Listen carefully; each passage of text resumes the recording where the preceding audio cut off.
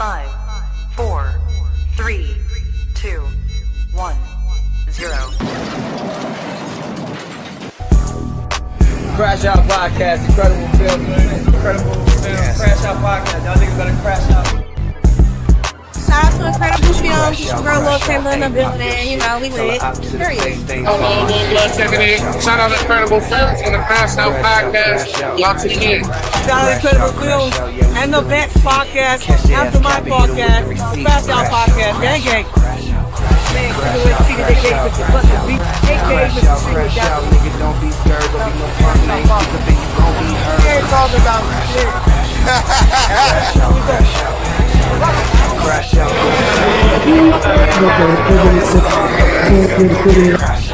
Yeah, you already know Shaman Radio, Big Mac. We out here. Shout out to the Crash Out Podcast. Crash Out.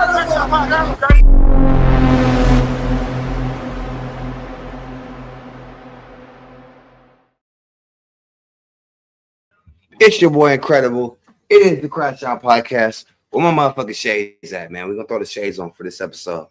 Man.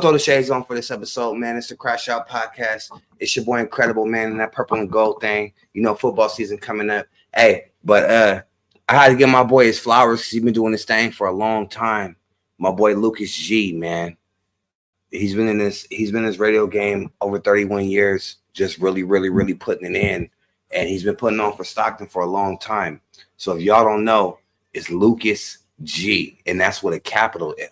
He's been doing his thing. So I hit bro up, and I was like, hey, man, I need you on the Crash Out Podcast, man. You know it's the hottest thing rocking right now, man. You know we doing our thing right now. So, you know, that's my homeboy. So he, for sure, locked in because he's always down for Stockton, always down for the 209. Living legend himself, man. So I think that's him at the door, man. Hold on. I think that's him at the door. So without further ado, somebody's at the door. I want to see who it is, man. You know what I mean? Okay. It's Lucas G in the motherfucker. What's going on, man? How you doing? I'm doing good, man. I ain't seen you since we was shooting Kim's promo stuff, but how you been, brother? I'm good, man. You've been in the game a long time. How long you been in the rap game for, man? Like you're like, bro, I've been in right? the rap game. Let me see. I was 14 then, so shit. 39, about 26 years in the game, man. Just networking and doing rap shit and just staying relevant. Yeah, you did a song for Rick Chase way back in the day. Yes. I love KWIN, man. I love all the work that y'all put in the community. I love the way that y'all is really locked in with the community.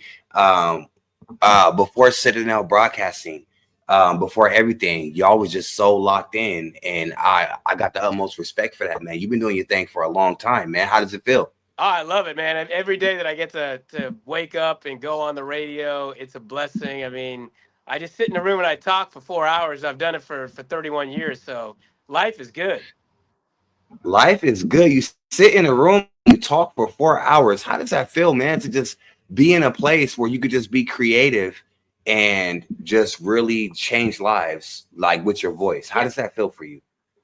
Yeah, it's amazing. It's a great responsibility to have because, you know, there's so much that goes on in the world. And I get to talk about it. You know, for example, last night the BET Awards went down. So today I talked a lot about the BET Awards. We even touched on what Doechii talked about. You know, Doechii had a very meaningful speech when she won her award. Yeah, that was powerful. How did that impact you? How did Doechii's speech impact you for that? How was that for you? I love it when I see any artist take a stand.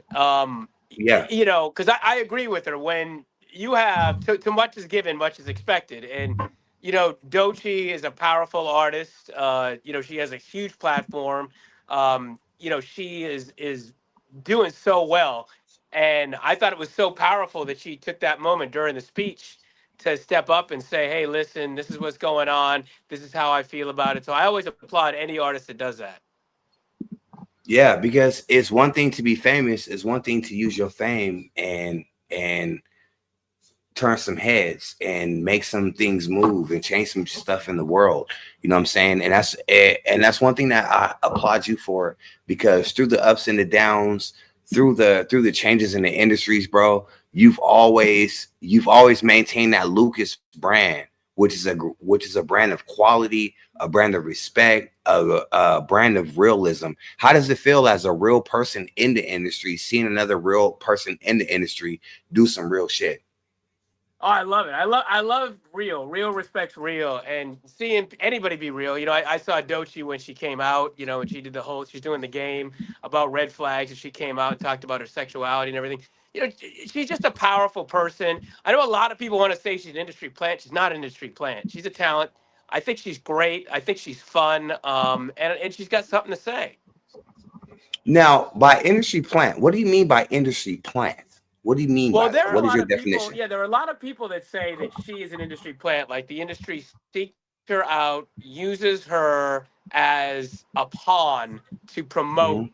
whatever's out there. You know, people have called Drake an industry plant. And it's so crazy to think somebody.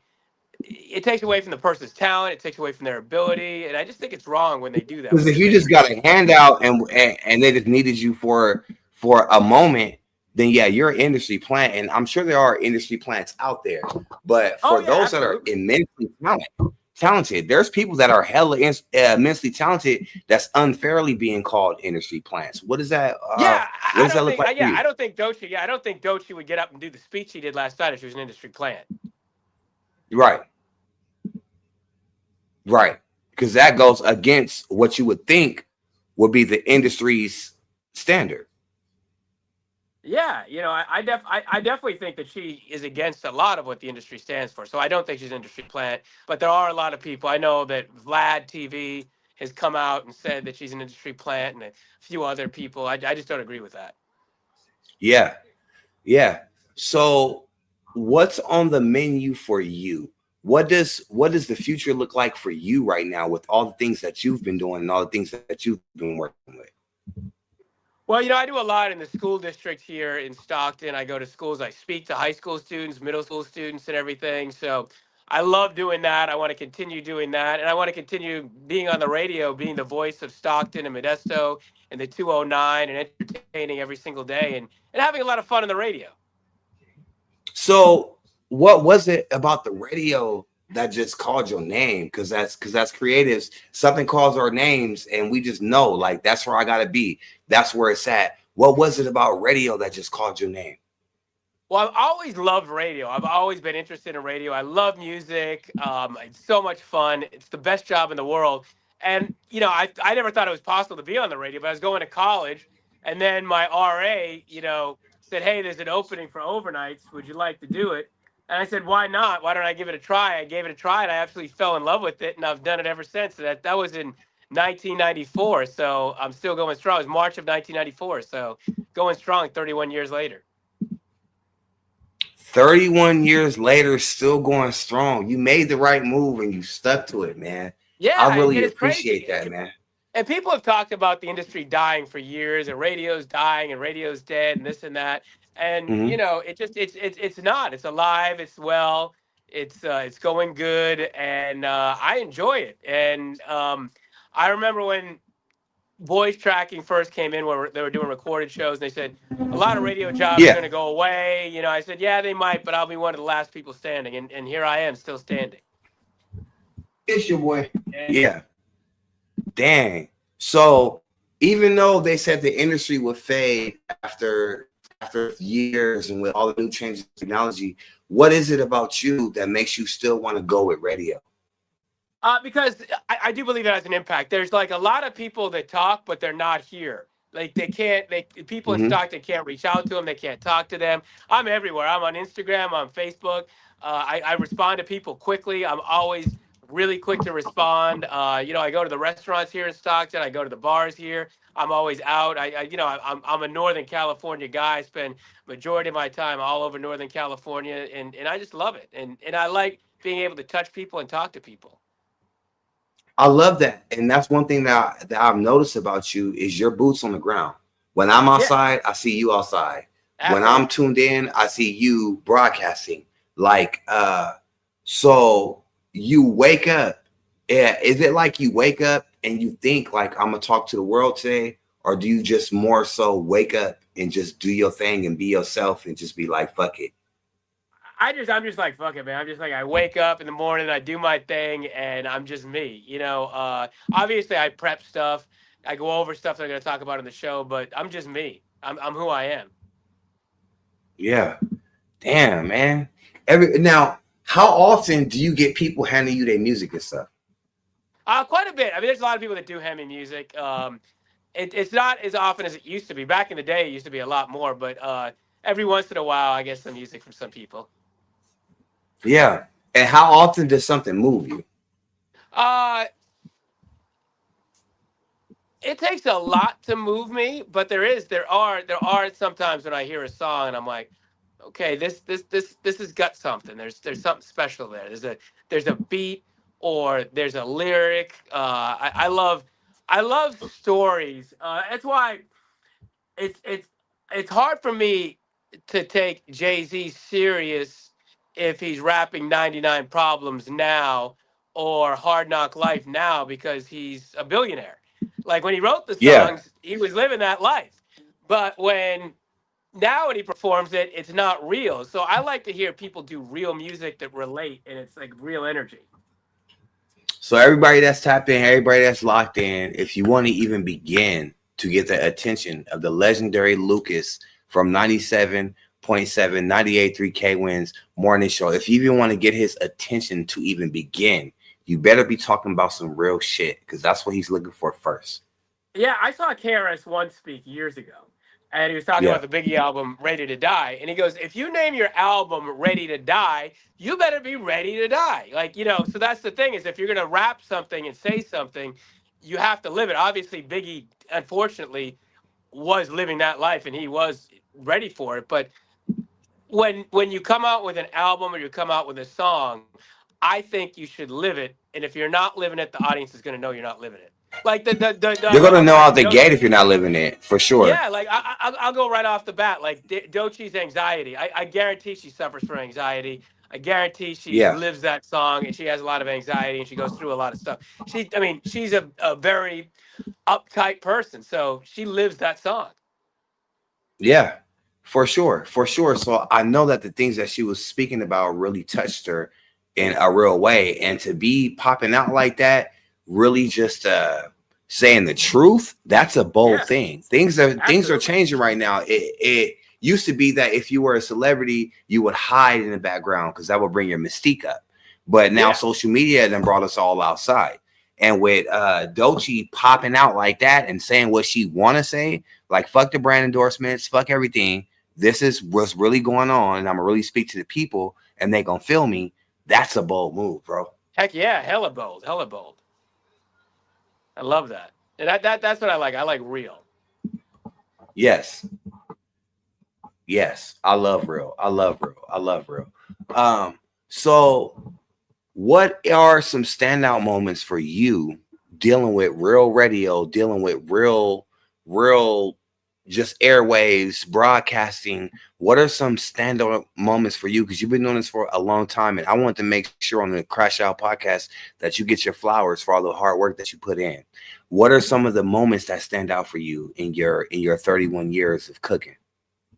I've been on the air for so many events. I think that handling 9/11 was a big moment. I think handling the George Floyd uh, issue that happened and talking to the people. I mean, that's happened when we were broadcasting from home. So Yes, we were on Facebook Live on the StreamYard, the same thing we're on right now, and we were to be able yes, to take the comments from the people. I know Mac a lot and a lot of other people like organized a whole bunch of protests. And I helped out with going there and marching and yes. it was just Now the those moments protest were to so George organic and Floyd. great. Yes, and it's dope that you mentioned that because I want to touch on that. I just dropped a memory from organizing the George Floyd protests and being on the front line with 4,000 people with me. I want to say that yes, Macalat was for surely there, and out there with us outside, because he's a representative of the people. Shout out to the Big Three. Shout out to Macalot. Shout out to Miss X. Shout out to Hogsetter. Shout out to all the crews out there. You know what I'm saying, that I rock with. But I want to give a big shout out and give Macalot his flowers, because he's been doing his thing for a long time, making opportunities for people like yourself, making opportunities for people in Stockton to get a brighter light. So let me give a shout out, and y'all check out the Black and Mickey's podcast. Dope episodes popping all the time. Macalot, he's with you 24/7 through the ups and the downs. That dude's a dope ass dude. And yeah, definitely. Want to give flowers. So like, those moments were really amazing. I got to broadcast from the MTV VMAs, which was really cool, and you know, I hung out with Jadakiss and Styles P, and okay, some MCs. You wanted that MC shit? Yeah, you know, and hanging out with Jermaine Dupri at the Grammys. I got to hang out at the Playboy Mansion back in the day too, which is pretty cool. Oh, that's cool. That's a whole nother level of cool. What was the weather like? Was it good? Was it snowing? Oh yeah, that was legendary. That was when the Playboy Mansion was a Playboy Mansion. That's when you walk in and you see stuff that you can't unsee. You can't unsee. You see stuff you can't unsee. Speaking of seeing stuff you can't unsee, I was just with Soulja Boy yesterday, right? I slid down to Hollywood. You know what I'm saying? I used to live out there. I slid down to Hollywood with the bro Keezy. He got some dope ass tracks. He got some radio stuff too. I gotta lock you in when we get off here with my bro Keezy. I slid down there with Keezy. We locked in with Soulja Boy. Soulja Boy was saying, "Hey, sign to S.O.D. MG. It's good record label. It's a good business, and we don't do the Diddy oil." You feel me? Speaking of, man, how did you take the extra step to not get caught up in any of the Hollywood bullshit, bro? Well, I'll tell you, I interviewed Diddy back in 2003, and he's a piece of work, man. He's not a good person. You know, he was mean. He threw people out of the backstage area. You know, he threw an after party at the club, and I was at it, but I wasn't at the parties at his house. So I went to I went to a Diddy club night, but there's a lot of people. It was in public. But you know, there's a lot of stuff that happens, you know, at parties. You know, I mean, there's a lot of in stuff the shadows. There's a lot of stuff that happens at house parties in Stockton with regular people and stuff. And I just always think that you got to be smart about who you're dealing with, and you have to be respectful. And you know, as long as you're respectful and you're smart and no means no, then I think you'll be all right in life. But unfortunately, some of these people, they don't live by that. Yeah, they don't live by that. A good friend of mine, I want to give her a shout out real quick, Amanda King. Oh yeah. That's my dog. Yeah, big I shout out worked with her to for like Amanda 11 King. years. Yeah, I worked with her for 11 years. What was it like for you working with Amanda King for 11 years? Well, it's great working with a legend. You know, I mean, she's just a wealth of knowledge. But beyond that, she has this amazing ability to make you extremely vulnerable and get a lot out of you. And it's a skill that I think nobody I know has been able to do that. But she could talk to you and she could have you crying in about 5 minutes or less. Yeah, she's got that Oprah Winfrey style. Like she's next level. She's a for sure GOAT, man. And yeah. She created a style, and she created a brand, a unique style of radio that she brought and stuff like that. And I think that is very dope. And I want to give her flowers. Shout out to Amanda King. That's my partner, man. She's a great person. She's a great friend. She's a very professional person. She's a legend in radio. And I just want to give her shots out because she is a legend in life, like my boy Lucas in the building right now. I love working with her. It was 11 great years of working with her, and she got to big things. You know, she does a lot of motivational speeches now, and she's living her life. She's doing really well for herself. Good, good, good. Much love to her. Much love to her. So this summer of 2025, for me, it feels different. It feels like big things are going to be popping out here. It feels like new things, new opportunities are happening. I don't know if it's all the Jason Lee vibes that are in the air right now with him busting his moves and doing his thing. I give him props. Shout out to Jason Lee for going into the industry and then coming back to do great things for his city. Big shout outs to Jason Lee.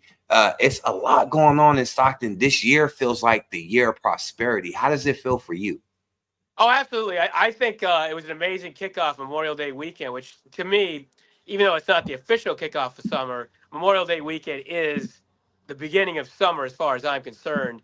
And for that Saturday night to have Wild and Out, what an amazing night that was for Wild and Out. It was just a great vibe, Yes, so much fun. The show was unbelievable, well produced. I love the fact that the cast knew all the areas of Stockton. I mean, it was phenomenal. yes. That shit was fire when they started talking about Wilson Way and Grand Save Yeah, they mentioned Market and Nightingale. I mean, they mentioned everywhere. Yeah. they I did mean, their thing, man.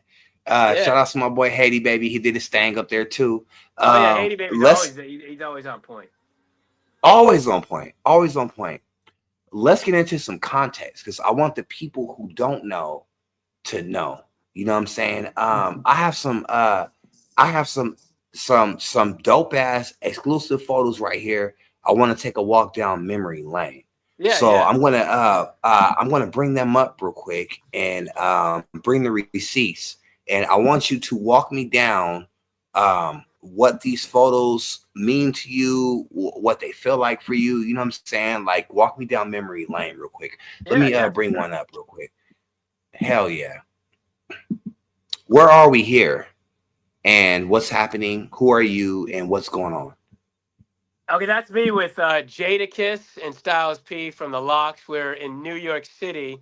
This is 2001. Ironically, that was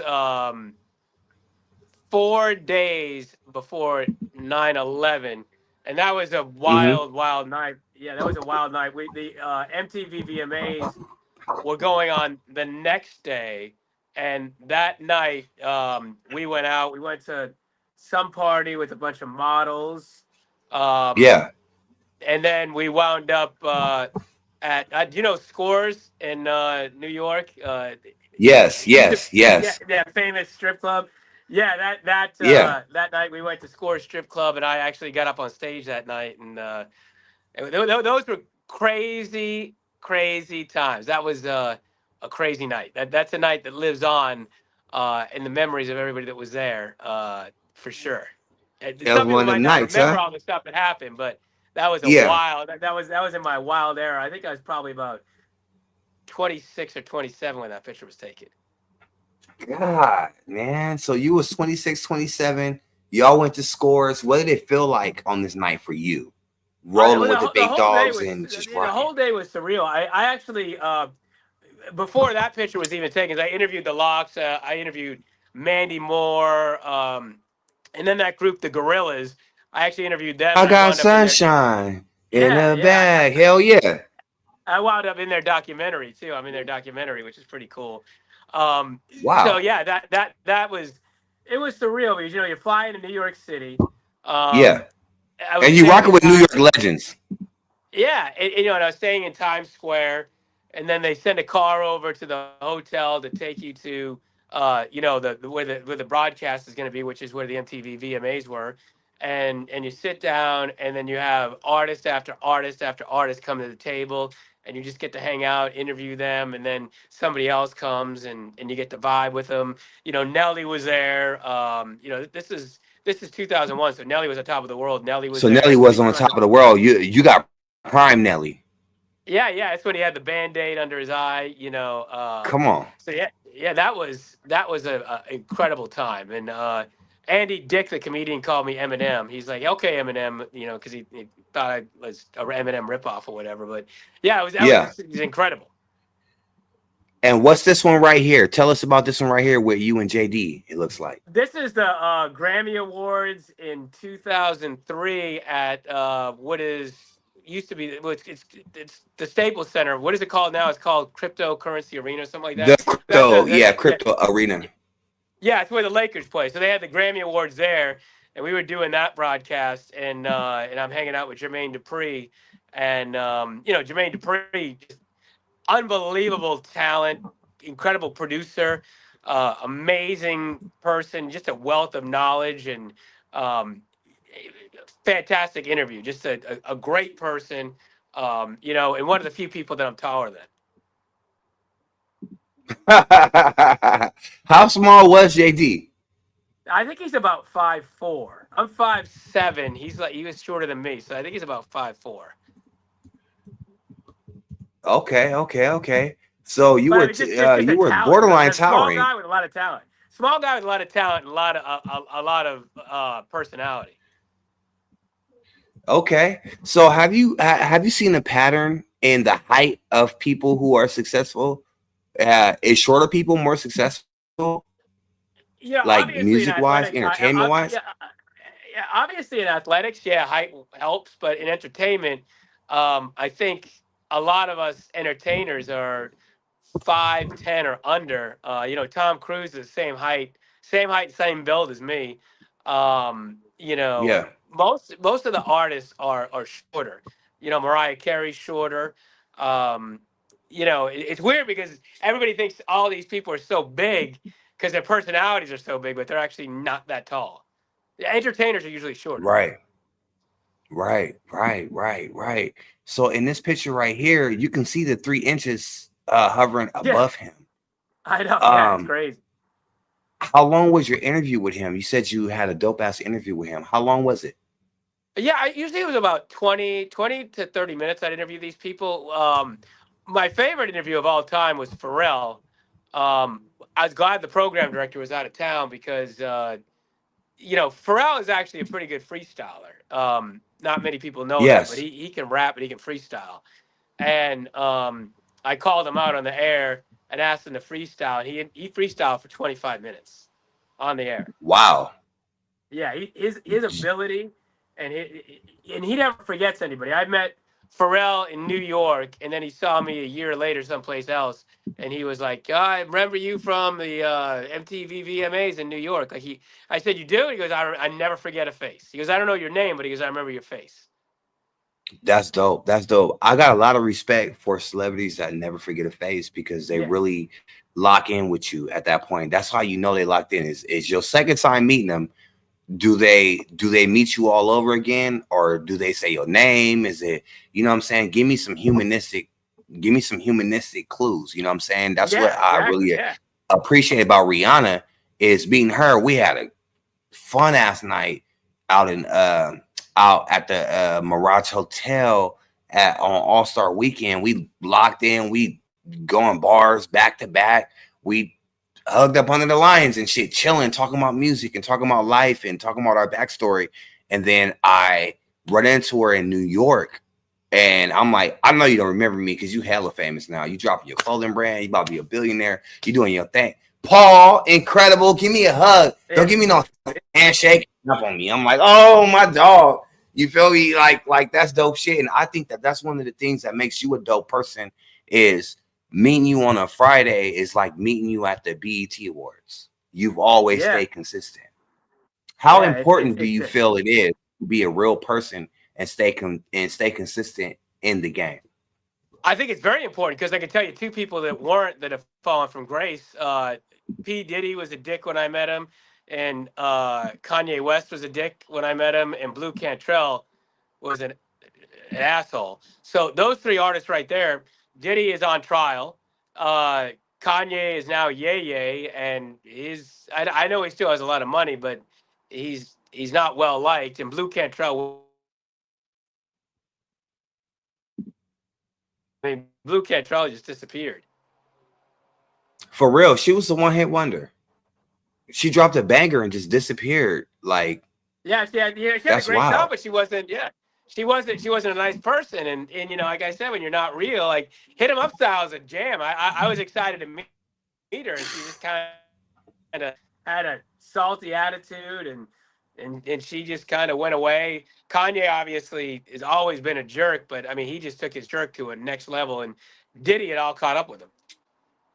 Yeah, yeah, and it was weird because Kanye walls out before he drops a new project. You know he got some new shit coming out if he's in the Clan hoodie or something. You know what I'm saying? Yeah. Like he's about to break the internet, drop his project, and do his thing. But Blue Control didn't appear like she can keep up with the obligations of the fast lane. No. Hit 'em Up Style was such a big song, and it brought the whole neo soul R&B style back and made it pop again. And you're all over the radio like you're supposed to eat right there. Yeah, and she was on the "You Remind Me" remix too, and she had, really? She could, yeah, she wailed on that the Usher remix. "You Remind Me." She did great on that, and I thought it was a phenomenal. I mean, she's got a great voice. It never amounted to anything. Yeah. I would have figured that song would have opened up a bunch of features for her. Yeah, I mean, it should have. It was a great song. But if you're difficult to work with, that word spreads pretty fast. Then it's over. Yeah. It's over. Once motherfuckers hear like, oh, she gonna be some bullshit, because it's a lot of money behind the scenes, and you pay people for their time, and you promote the fuck out of it, and it's time. Like people who are successful know the importance of time. Time is the currency. Oh yeah. Money come and go, Absolutely. but time is the currency. And if you're spending your time being difficult and wasting people's time, you have a short career in this game. That's the truth. That is the truth for sure. And that's why you have had a long career in this game, because every time somebody gets the blessing to be in your presence, you make it humanistic, you make it real, you do your thing. That's why you are 31 years of the game and Blue Control is not. Yeah, no, yeah, Blue Control had that flash in the pan. I wonder what she's doing now. I don't even know what she's doing. Bro, she's probably at Dollar Tree hella thick. Yeah. Fine as fuck at Dollar Tree. But Blue Control, when you watch this, tap in, man. Tap in with Lucas, man. Run back that first impression. First impression is everything, but you get your run back. Run that back. You know, we love you, Blue Control. Stockton love you. You know, it's all love. We just keeping it real, you know, but tap in with Lucas, though. Yeah, heck yeah. He might be able to help help your little fine ass out, man. You at Dollar Tree, thick as hell. Heck yeah. So Lucas, how do you balance radio life and real life? What's your balance? What's your decompression? How do you live to see another day in this industry? You know, basically being humble is very important. And having a life outside of the radio station. You know, radio is good, entertainment is good, but you have to have other hobbies outside of that. You know, another way to stay in this. I mean, I'm 53 years old, and I'm still, you know, playing hip hop music, and fitness and being in shape is super important because that's the fountain of youth. You know, is working out, you know, eating clean. You know, I eat clean 80% of the time. You know, I have my fun. I have a lot. You know, I have 20% fun, 80% clean, and work out. Keep in shape, just so nobody can say, "Well, man, he's old now." You know, I think that's super important. Bro, when did you realize the importance of a healthy lifestyle physically? Within the last 5 years, I really changed a lot. Because I wish, you know, I mean, obviously, I don't like to say regrets or whatever, but man, I partied.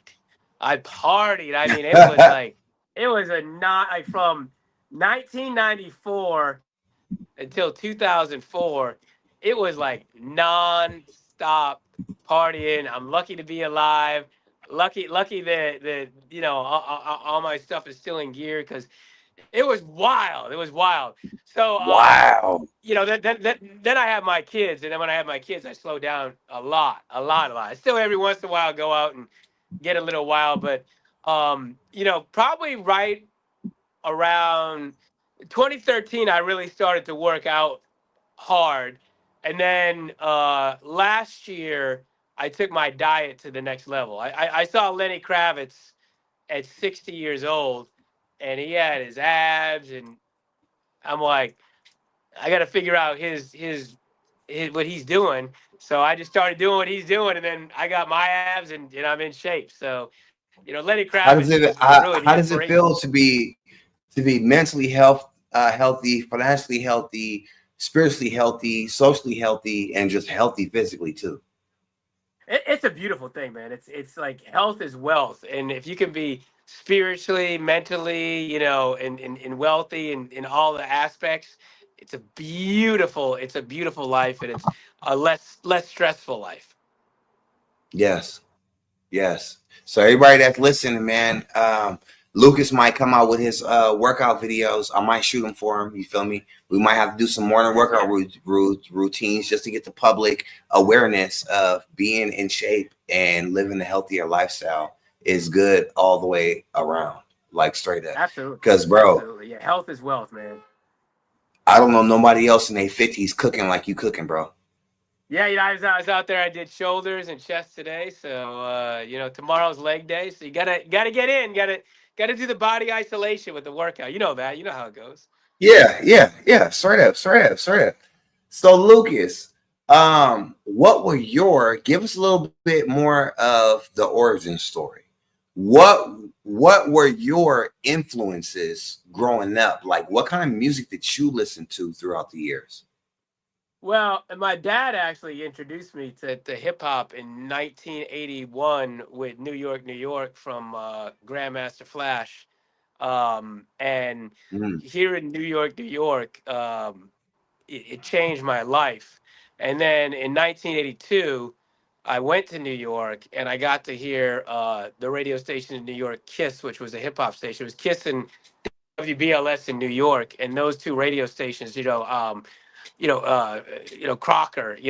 Crocker, the hot rocker on WBLS and everything. yeah, yeah. Those those stations were just unbelievable because they were playing hip hop and urban music What on did the it feel like radio. for you? What did it feel like for you hearing that for the first time and being able to experience that? It was unbelievable because that's on the FM. Because like a lot of stations in California and other places played hip hop on the AM, but in New York they were playing it on the FM in like 1979, 1980. So it was so powerful, so moving.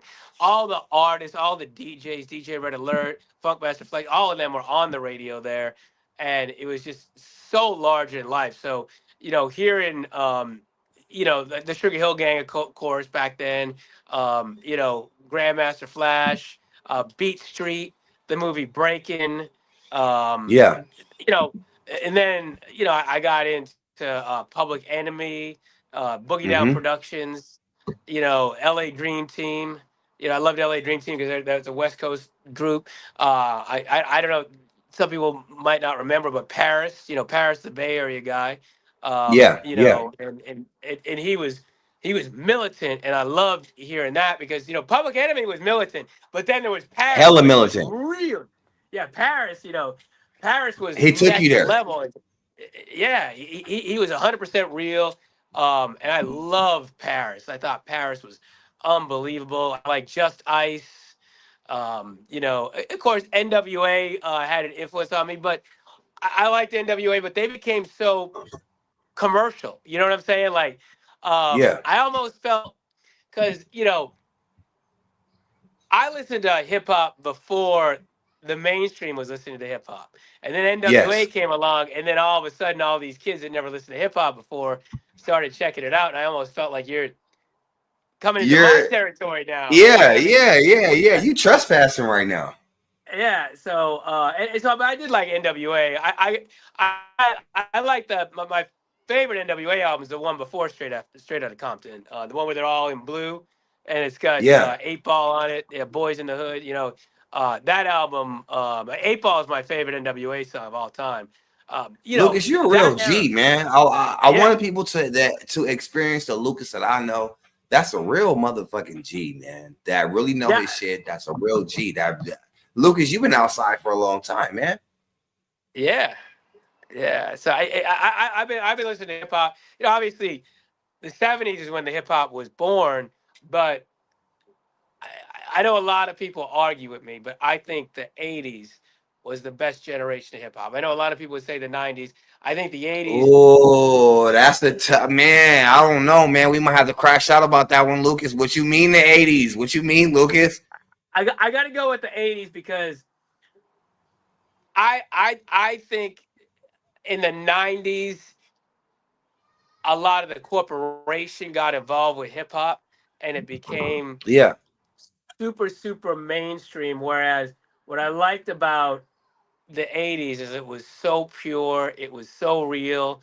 I mean, Public bro. Enemy, Boogie Down Productions, it was just so real in the 80s. It's so pure. I mean, I like the 90s. I'm not saying the 90s are bad, but the 80s just seems so pure. It's like the birth of a new generation of music, and then people were walking around saying rap will never last. You know, rap is a fad, this and that. We obviously proved them wrong. Yes, yes. With big helps to you, by the way. You were able to Yeah. contribute a lot to the rap game. I have to say, though, that it was nothing like motherfucking 90s, bro. 90s for hip hop was it. What do you mean? When hip hop, I know you like the origin story of hip hop and when it was pure and it was just, but hip hop has always told, even behind the industry shit, hip hop has always told the truth of Yes. what people are going through and what they're fucking feeling. And in the 90s, it was a lot going on. We started merging hip hop with R&B in the 90s. Oh my God, all the hip hop features on the R&B songs, and then the West Coast uprise, and then the beef shit, and then the hip hop was the news for the streets in the 90s. In the 80s, it was the formula for the future. In the 90s, that's when it was leg day, bro. Well, I think that Public Enemy and Boogie Down Productions paved the way, though, for that the new, because I consider For like sure. Public Enemy was the New York Times of the the streets, and Boogie Down Productions, like they paved the way because and Paris too. Paris, and Too Short, in the later part of the 80s, they definitely paved the way for what happened in the 90s. And I do know the 90s. There's a lot more money made in the 90s with hip hop, a lot more chart success in the Yeah. 90s.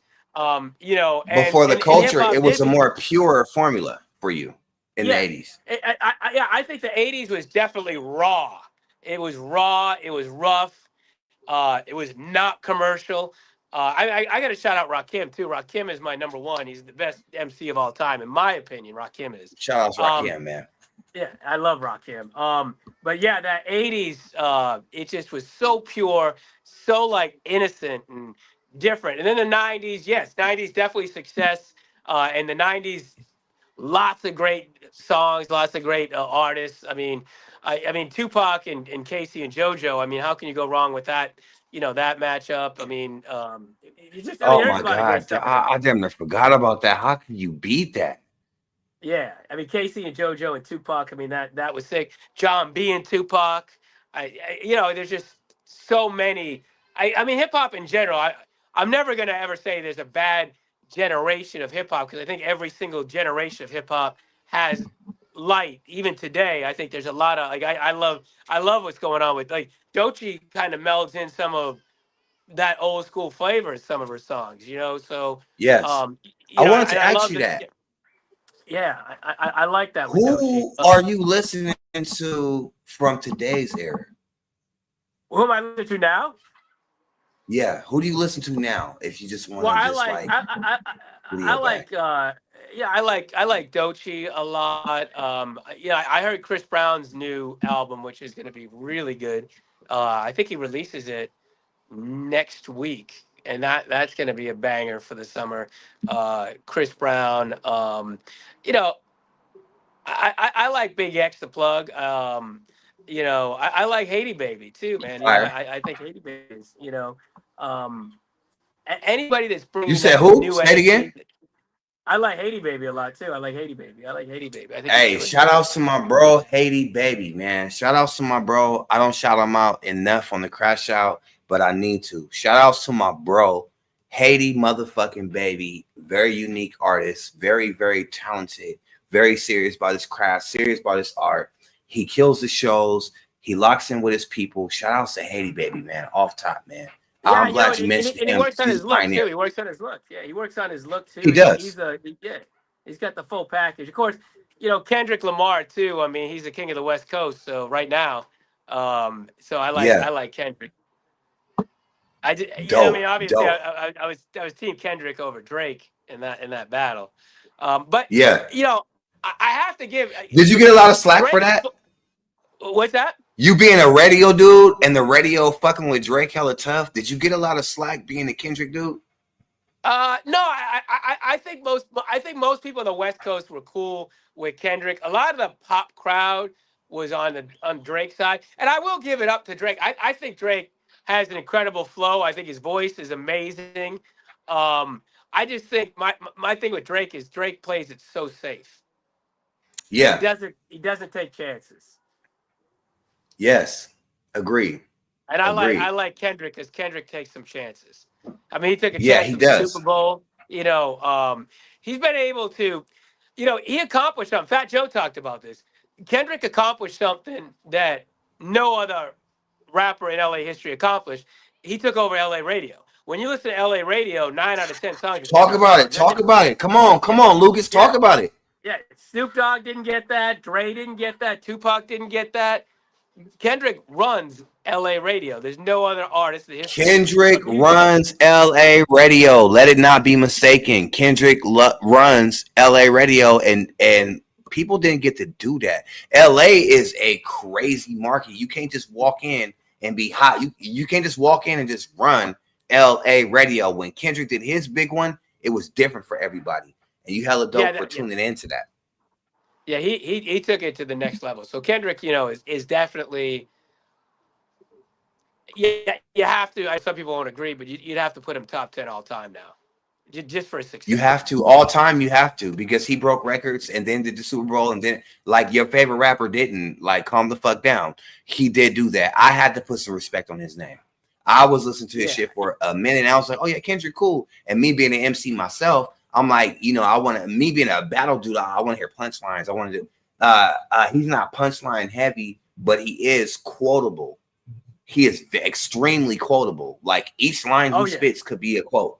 Like he's a quotable, and he made quotables more important than punchlines. And his storytelling was just crazy. And with his big mark, second to none, and him slaying Drake. Oh my God! He destroyed. Give him the keys to the car. He's incredible. The one thing I will say though is not many people can get slayed like Drake did, and then Drake came out with Nokia and still has a hit. So I don't think Nokia is crazy. Music to get slayed like. Come on, talk about it, Lucas. Bro, Ja Rule never came back, and he's trying to come back now. But it's like, bro, but Drake is going to come back, and he's going to make more money he ever made in his life, and all that battle shit will be great promotion for him going to where he's going, because he's going on a different destiny that is going. He's creating a different destiny that hasn't been seen before, and he's going to set the standard. Kendrick in his lane, slaying Drake, took him to the moon, and he's going on a different destiny. And at the end of the day, I think we'll be super old men seeing them on the stage together, talking about the good old days of their battle and all the experiences type shit. Yeah. No, I agree. And you could put him on the Mount Rushmore of hip hop now. I mean, you could. Some people could. Yes. So you just segued into my next question. Who is your Lucas G, legendary? I'm just call you Legendary Lucas, man. You Legendary Lucas. Legendary Lucas, who is your Mount Rushmore of hip hop? Give me your top. So 5. You gotta get 5. It's 5, right? Yeah. Let's do top 5 in no particular order. I'm not gonna put too much pressure on you. Top 5 legends of hip hop for you. Well, instantly you got to put Rakim on there for me. So Rakim's on there. I got Nas, Rakim, Nas, Tupac. I got Tupac. It's so hard to narrow down to 5. So Rakim, Nas, let's see, Tupac. Rakim, Nas, Tupac. Let's see, I'm gonna throw Big Daddy Kane in there. Ooh. I know that. I know that. I know that might. Some people might not agree with that. Of But when all you go, time ever heard rapping ever in life, Big Daddy Kane but is in that thing. when you hear "Long Live the Kane" and you hear his delivery and just the way he slays it, man, I got to put Big Daddy Kane on there. And Yeah. my number 5, I'll throw Biggie on there. Let's go. Yeah. Now I know a lot of people will give me a hard time about Big Daddy Kane, but I think if you listen to the album "Long Live the Yeah. Kane" and you listen Yeah. to his delivery and his voice quality, I mean, you know, and you know he did that song with Spinderella, you know, very special. Yeah. That was a love hip hop jam. It was. And that's the big part of hip hop too. It's real life. It's love. You know what I'm saying? Love was a big Yeah. thing. Your Big Daddy Kane nomination wiped out a lot of people that some will argue should be in that spot. The Big Daddy Kane nomination. So Big Daddy Kane over Kendrick? Yeah, I would put him over Kendrick. Yeah, because I think that Big Daddy Kane's voice quality, his delivery. You also have to take the era that Big Daddy Kane was rapping in versus when Kendrick is rapping in too. You know, Okay. Okay. Big Daddy Kane did get airplay with you know, very special because Spinderella was on. It was a slower song. But Yeah. all of his other stuff, he didn't get any pop airplay. Like pop stations were not touching Yeah, he just had to do rap his back thing. then. He just had to do his thing and come out rapping, which I think gives him a great nomination because in his era, it was your rap itself that puts you on. You're not gonna take no shortcuts. Yeah, and I know people might try to say LL Cool J. I like LL Cool J. I just Oh, don't think I don't know if he's top 5. so Big Daddy Kane over Eminem? I would put him over Eminem. Yeah, I would. I like Eminem. I do like Eminem. But I put Big Daddy Kane. Again, like, what would if Big Daddy Kane were to come out today with his voice, his delivery, his lyrics, his flow, what would he have been able to accomplish as far as airplay goes? Because like "Long Live the Kane" in 1988 is not making any pop radio It station was ever. too before its time. Yeah, and I don't People think he didn't know gets the near. value of it until Nobody, long after. yeah, and Big Daddy Kane doesn't get near the credit he deserves for his imprint He on hip don't, hop. bro. Just And it's sad. He don't. He don't. Like he gets credit from the legends, but from the people, yes, they'll credit the legends, and the legends be like, nah, I gotta give it to Kane. Y'all didn't hear this? And then people get put on type shit, which is crazy. yeah, you know, I think Eminem is great, but. And I know people argue maybe that Eminem, you know, because he can spit fire and everything like that. But I think the Big Daddy Kane can too. Okay, okay. What was it like for you in the radio world seeing the epic rise of the Bay Area and the hyphy movement? Oh, that was amazing. I mean, that was incredible. I mean, I remember in the early 2000s, and then hearing like E40 song being played on top 40 stations. I mean, I love E40. You know, and you could put him in the top 5 too. I mean, he's phenomenal. He's E40 just or Big Daddy Kane though? I go with Big Daddy Kane over E40. It's tough to go back and forth. I love them both, but I think Big Daddy Kane's a little smoother, a little smoother. It's still a Um, respectable comparison on both yeah, ways. yeah, absolutely. I love E40, and you know, if I remove Big Daddy Kane and put E40 in there, you know, if somebody did that, I wouldn't be mad at that at all. I love E40, and then, but E40 also really put the Bay Area on the map for hip hop. I mean, he's the ambassador of the Bay, and he's really the reason why hyphy became mainstream. Because hyphy was mainstream in the early 2000s. It's incredible. Yeah, yeah, yeah. It definitely And Tell Me When a It Goes not even his catalyst. best song. Tell Me When It Goes not even his best song, and that Come song, on. that was huge, you know. And so he just has so many amazing songs, and you know, Sprinkle Me is a song that should have put him back on the map originally. That song was fire. Time with 40 Water, man. Yeah. With Sugar T. Shout out to Sugar T. That's my partner. Shout out to Sugar T. I know you're gonna be watching this. Shout out to you, Sugar T. You hit a classic verse on that track too and made it classic for everybody. Thank you for translating your experiences to the crowd, because that was a fucking classic. So damn, where for you, from the radio's eyes, from the professional eyes, from the eyes of legendary Lucas, where does hip hop go from here? It's gonna be interesting to see where it goes, because it's definitely, I think, in a transition mode right now. From where to where? I think, what's the transition? I think Kendrick brought it back more to the roots, to where yes, it's cool to be underground and rough and real. I think he took it in that route again, because I think it really got to a flashy point where it was like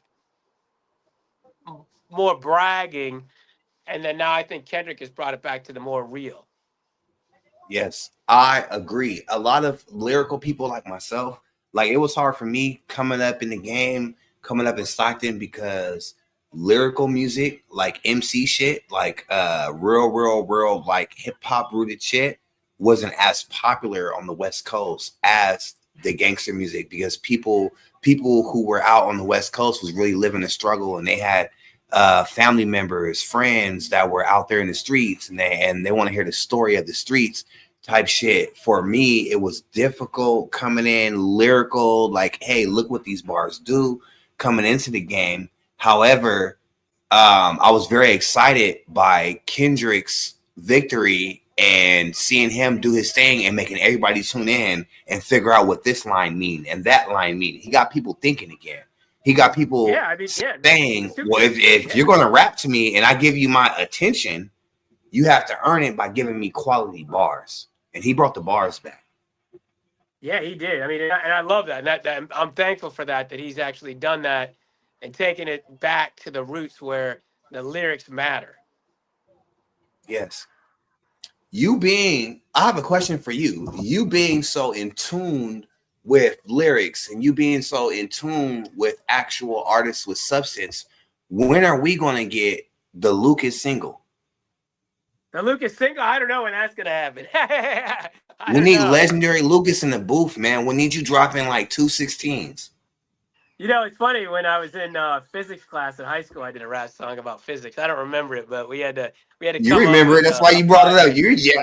You remember that motherfucker. How did it go? Do you remember any bars from it? It went well. It was me, Pete Corian, Dave Johnston, and John Krant, and we all had a verse on this song, this rap song about physics. You know, that was our project. So that's dope. That's dope. How did it feel to be rapping and shit? Did you like it?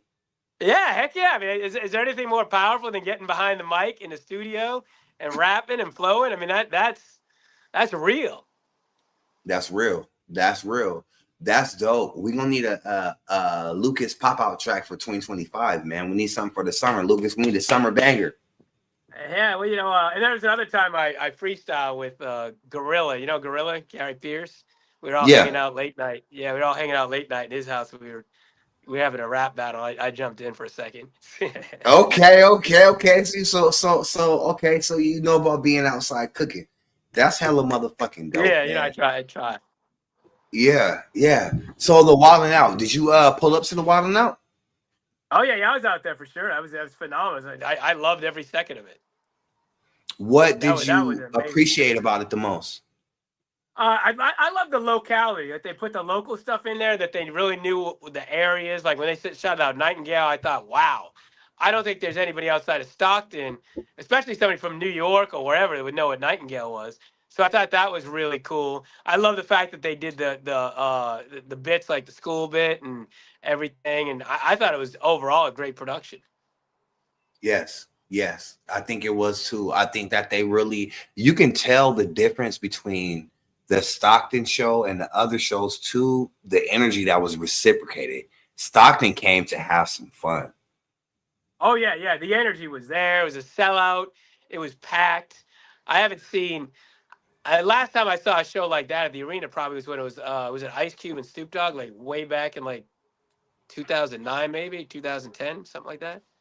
Yeah. Hey, they say Chris Brown came out here before. Yeah, Chris Brown came out here in 2005. I wonder why that wasn't just the front page of everything then.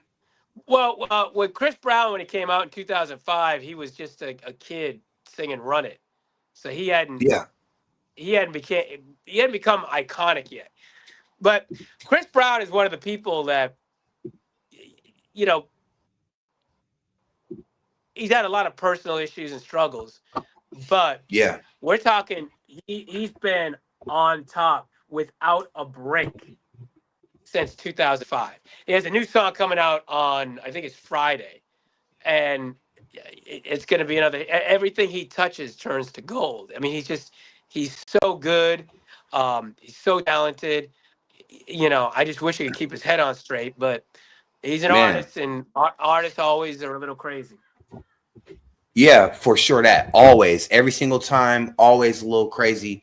My light said, fuck that. But Yeah. bro, Chris Brown, ultimately talented. Like ever since his debut, ever since Run It, even before Run It, it was like you knew by watching Chris Brown that he was going to be something special.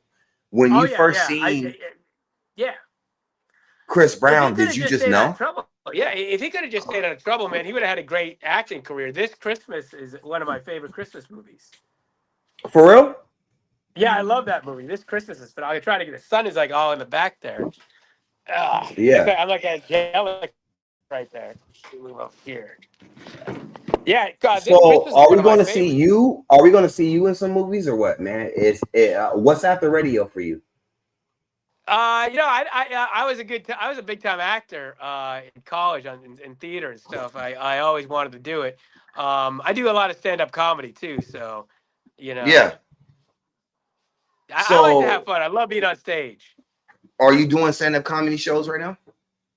I don't have any coming up. Last one I did was probably about 4 months ago.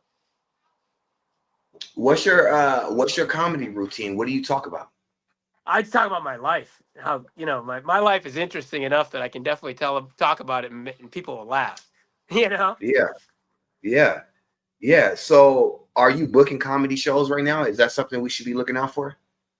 No, if somebody asks me to do it, I'll do it. I don't usually seek it out, you know, because comedy gives me a lot of anxiety. That gives me a lot of anxiety. Why? When you get up in front of a room and you have to make them laugh, there's a lot of anxiety there. So I don't ever really seek it out, but if somebody asks me to do it, I usually don't say no. You've been a life of the party. Is it something that comes natural for you? Yeah, you know, being on stage and being on mic always comes natural. You know, I've done it my whole adult life, and then when you add the stand-up comedy, once I'm on stage, I'm good. It's that lead up. It's like getting on that roller coaster. You know, the worst part of the roller coaster ride is waiting to get on it, and then when you go down that first hill, you love it and you're having fun, and the whole ride is a blast after that. That's how stand-up Yeah. comedy is. It's like the wait to go down that hill is brutal. It's anxiety ridden, but once you go down that hill, everything's good. Have you ever locked in with my boy Insane Wayne? Oh yeah. I've done shows with Insane Wayne. Yeah, I love Insane Wayne. That's my dude. That is the funniest man to come out of funniest man alive. Oh my God, he should have been at the Apollo in New York. I mean, I know the whole story. I think so too. He should have been at the Apollo in New York, man. He's just legendary. I would love to see you and Insane Wayne collab on some comedy shit. Oh yeah, heck yeah, definitely. Yeah, I'd love to. We did a couple shows in Modesto. It was a time when we were on like we did a bunch of shows. Him and I were always the same ones. Damn. He's such a class act too. Your acting career, tell us a little about that. What got you into acting? Well, that was just college, man. I wouldn't call it much of a career. That was me on stage in college and high school doing theater, improv, and stuff like that. Yeah, I love improv. I love all that stuff. That's dope, man. You gotta pop out with some who's line is it anyway type shit. Yeah, Heck yeah, heck yeah. That's why I love Wild 'N Out, because Wild 'N Out's an improv show. So I love stuff like that. Yes, and that always goes because it's light on the eyes. It's right now. It's real time. It's showing your real ability to be naturally funny, and you with your natural skills, man. I think that is very impressive that you found what you were good at. You took all of your naturally dope skills that made you shine above the rest and amplified them through hard work and dedication. Yeah, just trying to do it, trying to live the life. Trying to live the motherfucking life, man. God damn, man. We got Lucas G in this thing. Everybody share the live, man. Shout out to everybody that's watching on Instagram right now. Shout out to everybody that's watching on Facebook right now and YouTube right now. We got the legendary Lucas G from 97.7 and 98.3 KWIN. So when for you, one of the I'm asking you a couple more questions before we roll out, but what I want to know is, have you ever had a moment where you had to sit back and be like, you know what, let me just relax because I'm where I want to be, and I know that my hard work is paying off? Yeah, I really live my life kind of like I'm just moving forward, and I kind of let everything just guide me, and I just go where the wind takes me. So Yeah. my whole life I've kind of I live like everything always works out. I'm a positive person. I'm an upbeat person.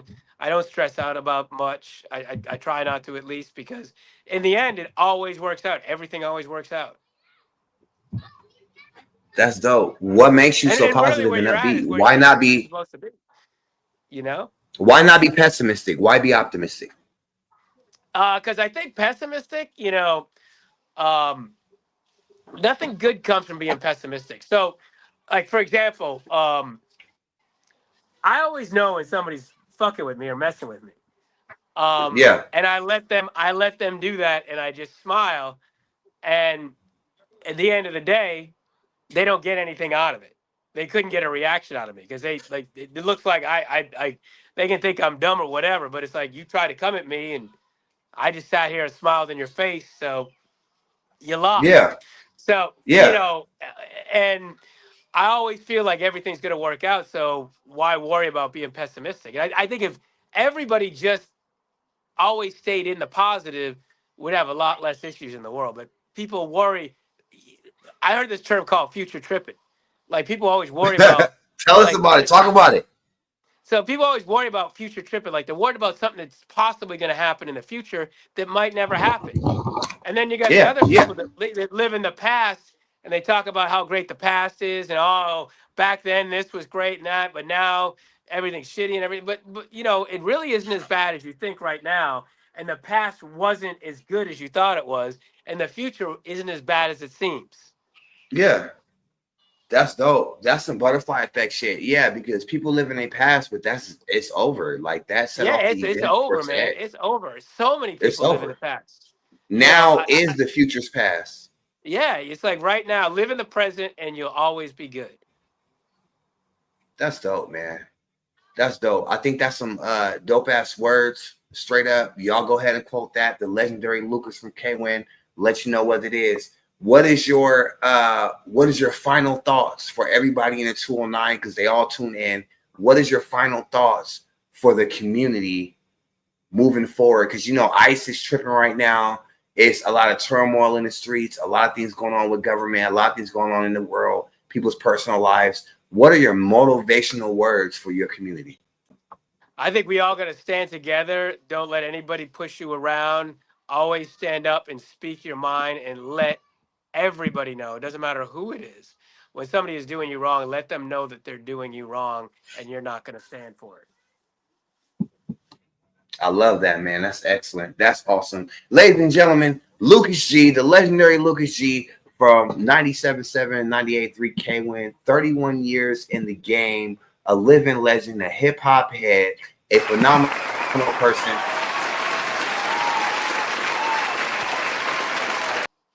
Thanks for having me on, man. Hey, it's always love. You're always welcome to come on. I want to start mixing up some more elements and getting some very creative show ideas together. And I'm always always have my door open for you to always be a guest on the podcast. What is the main goal for you this year? I think the main goal for me this year is to continue broadcasting, continue to making an impact on people, and obviously have a lot of fun, and not stress about the little stuff, and understand how blessed I am, and how blessed we are as a community. Stockton is a great city. There's so many great people here. There's great energy when you look for it, and I think people need to start talking about the positive stuff in Stockton and stop focusing on the negative. Because one thing I will say, as somebody who's moved around the country, every city has bad stuff happening. Every city has negative energy. We just need to focus on the positive stuff here. Yes, every city has negative energy. We need to focus on the positive stuff here. Quote that. That's straight from Lucas, man. That's straight from the legend himself. Hey, it was dope having you on. I really appreciate you, brother. Man, I'm gonna go and prepare for the next episode. We're gonna go ahead and lock this one in. This one has been a wrap. Thank you for coming on the Crash Out podcast. Thank you, always man. Pull up for me, man. It's always been love, man. I've been knowing you for like 20 years strong, man. And I really appreciate you in my corner, man. And I think this is gonna be a big year for Stockton, and a big year for you. And y'all heard Lucas's words. Get healthy, stand up for yourself, speak up for yourself, and live your best life and be optimistic. That is the Lucas way. Let's do it. That is the Lucas way, man. Much love to you, man. Hey, much love to Lucas. Shout outs to you, brother. Straight up. This is the Crash Out podcast. You know what I'm saying? Let me go and light this lighter so y'all can see my little black face. You see me? You see me? Okay, let's get it. Hey, this was a dope ass episode, man. It's good having people who really live their truth on the Crash Out. And it's good having people that really, really walk their walk. And Lucas has been one of those people for a very long time. And I'm honored to have him on the show today. So everybody that's tuned in, go ahead and share the live. It is what it is, man. The Crash Out podcast coming to you live. Right now, we streaming from Stockton. I just popped up to Crash Out. We had Lucas G, the legendary Lucas, on here. And we're going to pop out with another episode. We're going to keep this shit lit. Share the live. Hit me with some comments. Let me know what you think. And hit me if you want to be on the Crash Out or if you got some shit you want to talk about. More dope episodes to come. We ain't stopping here. And as always, my final thoughts are, it's very rare that you see people that get into the lane that they need to be in. A lot of us are depressed, mad, angry, frustrated, seeking knowledge. And sometimes you just have to be in the lane that you're supposed to be in. You know what I'm saying? Like if I saw LeBron James working at the Dollar Tree, I'd be like, bro, you need to be on the basketball court. Like, you feel me? A basketball is worth like $30, but in LeBron's hand, it's worth billions. He took playing with a basketball to $1 billion. And there's people in their own life, in their own lane, just like yourself, in your own life, in your own lane. If you're in the right arena, I believe that you can ball out too for yourself, whatever your goals may be, whatever your thing may be, you know what I'm saying? And learning from Lucas, acting, comedy, broadcasting, he took his talents to the next level and was able to help a lot of people and to be in the game, living his best life and staying true to his hip hop roots. You can do what you love and have a happy life too if you're in the right arena. So that's one thing I want you to take from Lucas. Stay healthy, be in your right arena, and speak up for yourself. And those are my final thoughts on that. And as always, take care of yourselves and each other. Take care of yourselves and each other. This is the Crash Out Podcast. Go.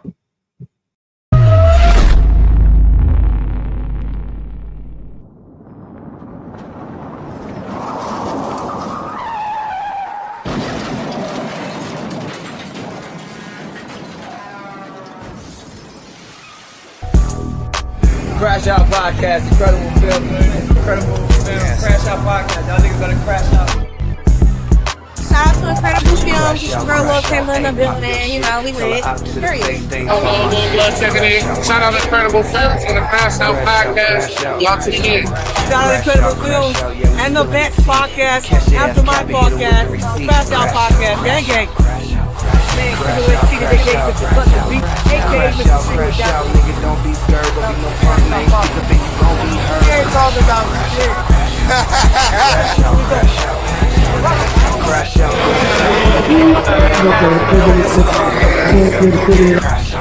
Yeah, you already know it's your man Radio Big Mac. We out here. Shout out to the Crash Out Podcast.